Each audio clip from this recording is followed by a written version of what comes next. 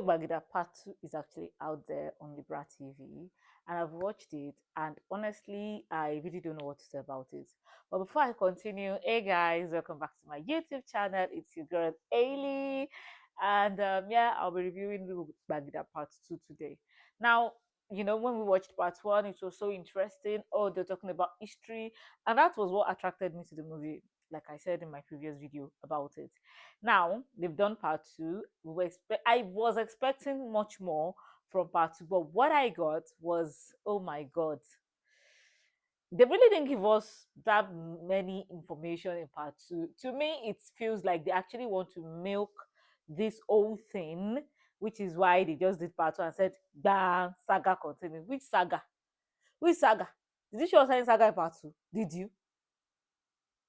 What they just did in part two, I don't want to give you a spoiler alert, but what they just did in part two was just let us know that okay, um, the queen, that is sorry, the king, the king Luobagida as a child, and then the child Tile or something like that, and then they already said he was going to fall in love with somebody that is older than her, and then the person that actually sees the future, that is the Ariran for Luo, she is sick and unable to see the near future.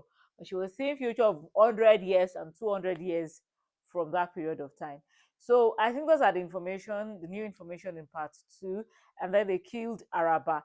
Personally, I was just disappointed in part two. I really don't have much to say about the part two. And I really do hope that they are going to redeem themselves in part three. I know it's an history, but we all know that history cannot be perfect.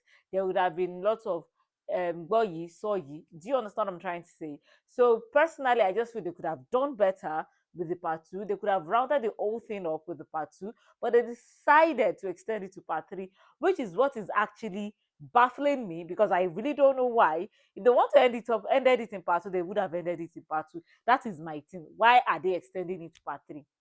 Anyways, when part three is out, I'll be here to let you know. But if I were to rate part two alone, I would rate part two 4/10 because it was not what I was expecting at all. It was just there. It was just there, honestly. They said, okay, there will be war. Ìjẹ̀ṣà kógun ja Ẹdẹ, and then there is going to be a war. Ogun tó jẹ Ẹdẹ ń bọ̀ wá kan Ara Ifẹ̀. And that was all they said about that. We did not know if the war later came or the war did not come. Who won the war? How did they fight the war? We don't know. I really do hope that they would actually tell us more in part three. And then they actually, there was an Ifa priest that also came around. That one too was saying, Luo should vacate our throne for a month, and then Obalufon will go Oyi. In my mind, I was like, is it meant? So, hold up. Me, I will leave the throne for a month. I will put my Igbakeji, who is a man by the way, and everybody wants a man to be the king. So yeah, I'll come and do King Adele until the war is over. I will now come back. They will now shift for me. Who will shift? If it's you will you shift? Let's be sincere. Will you shift? Ah. So, anyways, I just hope that in part three they would actually clarify things and round it up. Yeah. So the costuming is still the same as what we have in part one. The editing is still the same as what we have in part one. The subtitling is still the same as what we have in part one.